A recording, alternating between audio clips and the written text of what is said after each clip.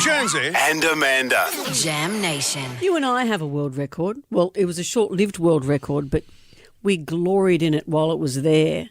We broke the world record, the Guinness World Record, for broadcasting underwater in a fish tank. We did our show underwater for 3 hours. 3.5 hours, thank you. 3.5 hours. Yeah. And we did the yum cha one as well. That was another one. That's right. Got two world records. The biggest yum cha. Yeah. Yeah. So 2 world records. look at us go. On this day in 1972, I found something great from the BBC archives. A man called Paul Wills broke a world record. It's an unusual one. It's how long could he keep 2 live ferrets down one pair of pants that he's wearing. So you see Mr. Wills being interviewed by Esther Ranson, who was a very famous English journalist. She speaks so beautifully. And you see him gearing up to put the ferrets down his pants.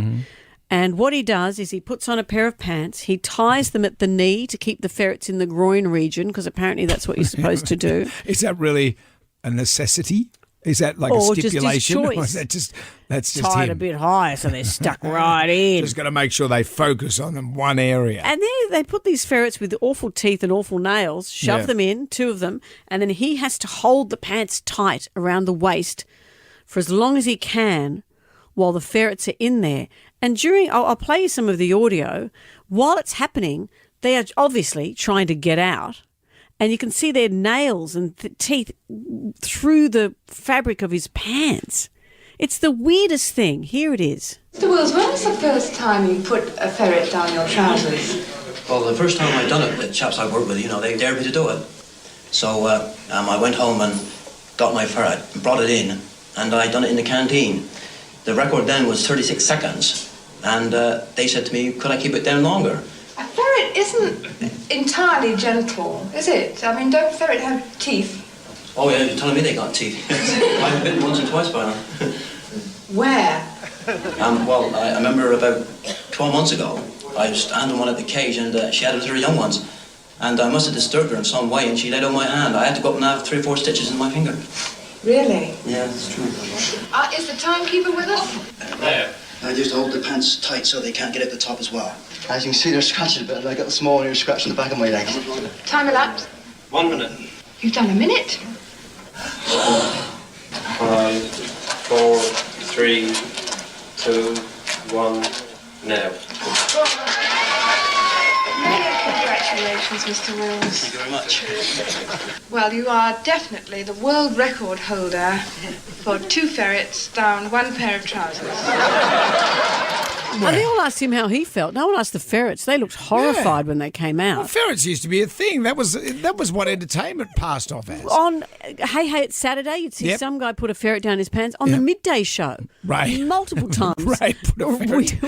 We'd have people as entertainers on the show whose big thing is, watch me put a ferret down my pants. And Ray'd go, top blokes and Aussie sorts and Sheilas. And ferrets. And ferrets down your days. I don't see the entertainment value, and I don't know why we've stopped. Why don't we just start putting a handful of funnel webs down my pants? Why don't we up the ante a bit? Everything's up now. Have you seen there's a show on Foxtel now, and it's about the bite masters or sting masters, all these guys getting stung by stuff. That's where we're at. The jeopardy has been upped. So a ferret's no longer enough. I wonder what the world record now is for 2 ferrets down the pants. Do we know? Well, I don't know. He did 2 minutes. Ryan, can you Google? And it's got to be Am I right? 2 ferrets down 1 pair of pants. They're quite specific at the old Guinness World Records. Well, he's Googling that. We used to go ferreting when I was a kid.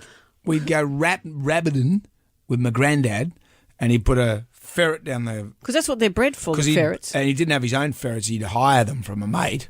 And the ferret would go down the rabbit hole. And then there'd be a little net at the other end of the rabbit hole, and the rabbit would come out, and then Granddad would get the rabbit and go and break its neck. And what about the ferret? It'd come out and he'd catch that too. Yeah, that'd go into the net too, and then he'd put it back in the cage.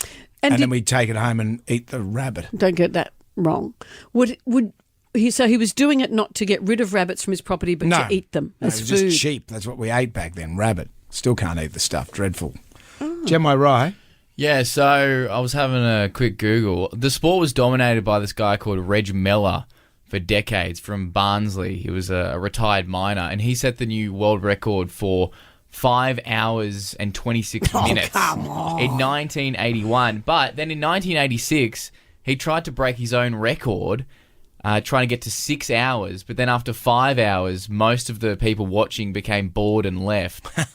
Workmen arrived to dismantle the stage despite his protest that he was on his way to make a new record. And that stood until 2010, where Frank Bartlett, who's a retired headmaster, and Christine Farnsworth broke his record.